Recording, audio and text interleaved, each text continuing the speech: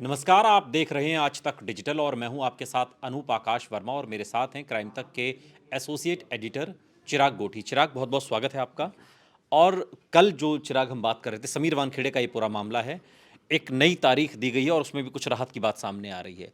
लेकिन अब सवाल ये उठ रहा है कि जो एनसीबी के हवाले से और उसके बाद सीबीआई ने पूरा मामला दर्ज किया, लेकिन इस पूरे मामले में कोई सबूत कहीं नज़र नहीं आ रहा।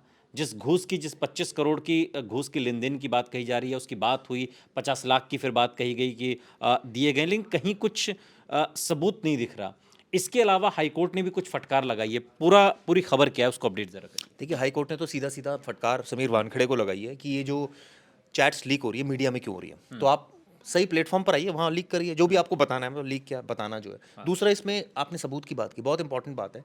सवाल ये उठता है कि ये जो सीबीआई ने मुकदमा दर्ज किया है, क्या ये एक तरह से कहा जाए प्रेशर में दर्ज हुआ है, और अगर ऐसा हुआ है तो ये एक बहुत बड़ी देश की एजेंसी के ऊपर सवाल है। लेकिन सीबीआई तो बिना कोई ठोस सबूत के कोई मुकदमा दर्ज नहीं करती कभी भी। सीबीआई ने दर्ज किया एनसीबी की रिपोर्ट पर। अब एनसीबी ने क्या कहा है कि इस पूरे मामले में बहुत ज़्यादा खेल हुआ। अब सवाल ये उठता है कि समीर वानखेड़े कह रहे हैं आपने खेल किया, वो कह रहे हैं आपने खेल किया। खेल किया किसने, ये पता लगाना इंपॉर्टेंट है। लेकिन अभी इनिशियली ऐसा लग रहा है, जो मुकदमेबाजी हो रही है, कि ये समीर मामला तो वानखेड़े, घूस का है ना, लेकिन ये तो लग ही रहा है, क्योंकि मैं आपको भाई, समीर वानखेड़े क्या आरोप लगा रहे हैं कि ये चारों अधिकारियों ने अपने, इनके वेस्टेड इंटरेस्ट थे। ठीक है। उस समय आपने बोला नहीं, उस समय आपने गलत इन्वेस्टिगेशन करी जिसका फायदा आर्यन खान को मिल गया, या उसके खिलाफ कोई सबूत ही नहीं था, आपने क्यों उसको अरेस्ट कर लिया? ठीक है जी, उस समय क्योंकि आप इंचार्ज थे। दूसरा, इसमें फैक्टर ये आता है कि एनसीबी ने इन्वेस्टिगेशन करी और उसने कहा कि भाई पूरा जो मामला है वो ऐसा लग रहा है कि इसमें मिली भगत है, करप्शन हुआ है। कहाँ करप्शन है, मुझे बताइए कि पैसे किसने लिए, किसने दिए?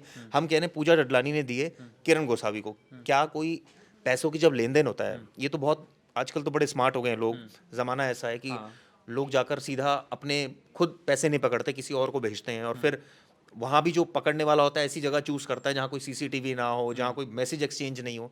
तो ऐसे में ये बड़ा मुश्किल होता है ये बता पाना। लेकिन समीर वानखेड़े ने तो, चिराग, जो चैट जो लीक की है, जो चैट सामने आई है, उसमें तो शाहरुख खान ये बात कह रहे हैं ना कि आप मुझे मेरा मेरा साथ दीजिए, हम भी आपको जहां ज़रूरत होगी वहां हम आपके साथ खड़े रहेंगे। इसका क्या मतलब है? इसका मतलब जो मर्जी आप निकालिए। इसका मतलब ये भी हो सकता है कि मैं आपको इकोनॉमिक फ़ायदा कराऊंगा। इसका मतलब ये भी हो सकता है कि आपको जो भी एज अ बिजनेस टर्म में मेरा यूज़ करना होगा मैं वो करूंगा। इसका मतलब ये भी हो सकता है कि मैं आपके सुख दुख में साथी हूँ। अब सुख दुख की डेफिनेशन क्या है, वो ये हर किसी अब के ये अलग क्या है। समझना बहुत मुश्किल है। समीर खान वानखेड़े को कोई फिल्म स्टार तो बनना नहीं था, हीरो तो बनना नहीं था कि शाहरुख खान उन्हें लॉन्च कर देंगे। ये समझना क्या बहुत मुश्किल है कि इसमें घूस की बात हो रही है? लेकिन आप समझिए, कानून इस पर समझने पर नहीं चलता, हमारी प्रिजम्पशंस पर नहीं चलेगा। ठीक है। वो तो सीधा बोलेगा आपके पास एविडेंस क्या है, बताइए कहाँ घूस ली, किसने ली घूस। भाई ए ने बी को दी, दिखाइए तो अमाउंट। सीबीआई ने जो मुकदमा दर्ज किया है, सीबीआई ने जो केस फाइल किया, तो उसका आधार क्या है फिर? उसका आधार है एनसीबी की रिपोर्ट। अब एनसीबी की रिपोर्ट लीक नहीं हुई है, पहली बात। दूसरा, उसमें कहा गया है कि पैसे पकड़े गए। भाई पैसे अगर पकड़े गए तो मैं ये सिर्फ जानना चाह रहा था कि हो सकता है वो सही कह रहे हो, लेकिन सवाल ये उठता है कि वो, क्या आज की डेट में ऐसे ऑफिसर जो इतना हाई प्रोफाइल केस देख रहा हो, जो खुद जोनल डायरेक्टर हो, क्या वो इस तरह से रिश्वत लेगा? मैं मेरा एक स्वाभाविक सा सवाल था, कोई भी लेकिन रिश्वत चैट पर तो उनकी बातचीत हो रही है ना चैट पर भाई। बातचीत तो ये हो रही है, किरण गोसावी के थ्रू पकड़े हैं, पूजा डल्ला ने, ये आरोप लगाया जा रहा है। किरण गोसावी चैट भी क्यों कर रहे हैं फिर, अगर अगर नेचुरली हाँ। चैट भी नहीं करनी चाहिए। आरोपी से चैट करने का क्या सवाल होता है? दूसरा, ये क्या पहला शक है? ये अगर आप आरोपी से चैट कर रहे हैं तो ये क्या? बिल्कुल है, आपके अगेंस्ट में जाता है। ये सबसे पहला ही एविडेंस ही आपके अगेंस्ट में जाता है कि आप चैट क्यों कर रहे हैं, आपका क्या मतलब है शाहरुख खान से चैट करने का? वो तो एक्यूज के फादर है, तो ये एक शक जाता है। लेकिन शक ये कोई ऐसा नहीं है कि आपने रिश्वत पकड़ ली, दोनों अलग बातें हैं। आपने बातचीत की और आपने रिश्वत पकड़ ली, रिश्वत कहाँ है, अमाउंट कहाँ है? इसके अलावा जो कॉन्वर्सेशन हुई वो किस तरह की कोई conversation रिश्वत ऐसे थोड़ी मांगेगा ना चिराग कि ये मैं आपको 25 करोड़ रुपए दे रहा हूँ, देखिए आपके खाते में पहुंच गया या फला जगह रखे हूँ, वो कहेगा हाँ मुझे मिल गया। ऐसे चैट थोड़ी होगी। चैट तो ऐसी ही होगी ना जैसे हुई है।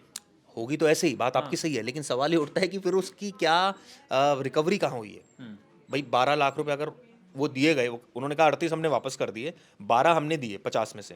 50 लाख शुरुआत में इनिशियल अमाउंट आया, तो 12 लाख किसके पास तो गए? समीर वानखेड़े को जो हम कह रहे हैं कि फंसते हुए दिखाई दे, दरअसल वो फंसते हुए नहीं, इस पूरे मामले से अब निकलते हुए भी दिखाई दे नहीं, रहे हैं। मुझे क्यों, ये कौन बोलेगा? नहीं, ना नहीं, तो शाहरुख खान बोलेंगे कि मैंने घूस दी, ना समीर वानखेड़े कहेंगे कि मैंने घूस ली। तो घूस जब, क्योंकि लेना और देना दोनों अपराध है ना, दोनों ही जब चुप हैं तो फिर कैसे, सबूत क्या है फिर? सबूत ये है, जो अब यही सबसे बड़ी बात है, सबूत क्या है। दूसरा, इसमें आपने कहा कि जब लेने वाला और देने वाला दोनों ही चुप है, क्योंकि वो क्यों बोलेगा। अब जब मामला शांत हो गया, उसका बेटा बाहर आ गया, तो नेचुरली वो नहीं चाहेगा कि दोबारा बखेड़ा खड़ा हो, दोबारा ये सारा ड्रामा हो। और वो तो उसके खिलाफ भी नहीं बोलेगा, जहां तक मुझे समीर वानखेड़े के, चाहे समीर वानखेड़े ने उल्टा किया क्योंकि शाहरुख खान की चैट लीक कर दी, लेकिन समीर वानखेड़े की अपनी मजबूरी थी, क्योंकि अगर वो नहीं करते, क्योंकि वो एक इस समय एक्यूज पार्टी में, एक्यूज वाले घेरे में आ गए हैं, तो उनकी मजबूरी हो गई थी कि ये वाली चैट लीक करना, ताकि वो ये बता सके कि देखिए भैया, इस हमाम में सिर्फ मैं ही नहीं हूँ, और भी सामने लोग वाला हैं। भी है, और सामने भी वाला लोग भी हैं, मुझसे हाँ। फेवर मांग रहा था। अब सवाल यह कि आपने क्या फेवर किया, आपने क्या पैसे पकड़े नहीं पकड़े, अकाउंट में आए नहीं आए। चैट में तो ऐसा कुछ नहीं है ना। तो मैं वही तो कह रहा हूँ, चैट में तो ऐसा कुछ नहीं है। तो फिर आपने ये भी साथ में बात बोली ना कि तो फिर इसमें किस तरह की बातचीत होगी। भाई डायरेक्ट को ये तो कहेगा नहीं 50 लाख दे दो, तो फिर अगली indirect पूछताछ में तो- सीबीआई पूछेगी क्या फिर समीर वानखेड़े से? मुझे ये है कि जो मेरा मन ये कह रहा है कि एनसीबी की रिपोर्ट में एग्जैक्टली क्या स्पेसिफिकेशंस हैं कि भाई किस टाइम पर किसने रिश्वत कैसे ली। ये सबसे इंपॉर्टेंट बात है अनूप, क्योंकि इसमें अगर आपने रिश्वत ली है, इनडायरेक्ट टॉक्स भी हुई है, फॉर एग्जांपल कि ठीक है 50 भिजवा दी, मैं आपको दे रही हूँ, या टॉक्स ही नहीं हुई कि ठीक है आई एम कमिंग, फोन पर आपकी बात हुई, फॉर एग्जांपल व्हाट्सएप कॉल पर बात हुई, और आपने कहा ठीक है जी मैडम ये डील हो गई है, 50 आपको देने पड़ेंगे निश्चित, ओके मैं आ रही हूँ। आप आए, आपने पैसे पकड़ाए, आपको इसकी वीडियो रिकॉर्डिंग तो हो नहीं रही एक बात होगी, एक बताइए, मिनट, हाँ, उसकी कोई वीडियो रिकॉर्डिंग तो हो नहीं रही होगी। आपने पैसे पकड़े और एक टाइम के बाद जब सेल्फी वायरल होगी तो उसको लगा ये क्या हो रहा है भाई ड्रामा, ये तो है ही नहीं एनसीबी का ऑफिसर जिसको हमने पकड़ा लेकिन दिया। चिराग, समीर वानखेड़े और शाहरुख खान थोड़े ये डील करेंगे। अगर करनी भी होगी तो कोई थर्ड पर्सन करेगा ना, जो एक तरफ शाहरुख खान की तरफ से होगा, समीर वानखेड़े की तरफ से होगा। यही तो तो बात हुई है, उनकी भी किरण तो, गोस्वामी- हाँ, किरण उनकी उनकी उनकी तो सारी चैट या उनकी तो सारी बातें खुलकर नहीं सामने आई है ना अभी। मैं वही तो कह रहा हूँ, शाहरुख खान खेमे से पूजा डडलानी थी आगे, और इधर वाले खेमे यानी शमीर से तो किरण गोसावी थे।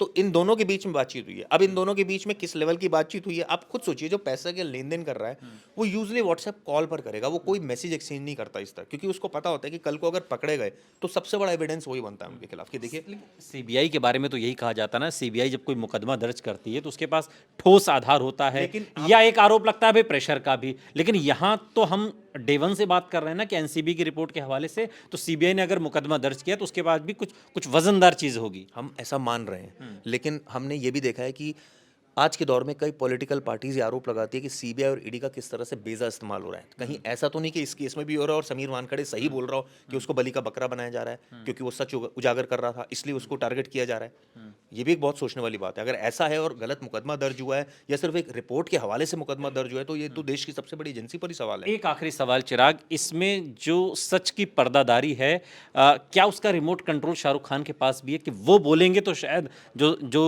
जो सच साफ नहीं हो पा रहा है वो सच और ज्यादा आईने की तरह साफ हो जाएगा? लेकिन वो क्यों बोलेंगे? वो तो अब उनका बेटा बाहर है, अब वो क्यों पंगा लेंगे? मैं तो एक ये इस भाषा में बोलना चाह रहा हूँ, क्यों जबरदस्ती क्यों वो चाहेंगे कि दोबारा लाइमलाइट हो और उनके बेटे के ऊपर दोबारा? वो तो अब चाहेंगे भैया खत्म हो, अब मेरा बेटा बाहर आ गया, अब ये खत्म करो केस। उनको अब इससे कोई मतलब नहीं है, क्योंकि उनके और प्रोजेक्ट्स उनको देखने हैं लाइफ में। समीर वानखेड़े फंसे हैं, वो नेचुरली बहुत सारी बातें बोले। लेकिन सवाल यही है ना चिराग कि अकेले समीर वानखेड़े के बहुत बोलने से भी मामला साफ होगा नहीं, क्योंकि इस हर नौटंकी के दो अंक होते हैं। पहले अंक में शाहरुख खान और आर्यन खान थे, और दूसरे अंक में सिर्फ और सिर्फ समीर वानखेड़े खड़े। बहुत बहुत शुक्रिया चिराग इस तमाम बातचीत के लिए आपका। यहाँ रुक रहे हैं लेकिन आप कहीं जाइएगा नहीं, बने रहिए हमारे साथ, देखते रहिए आज तक डिजिटल।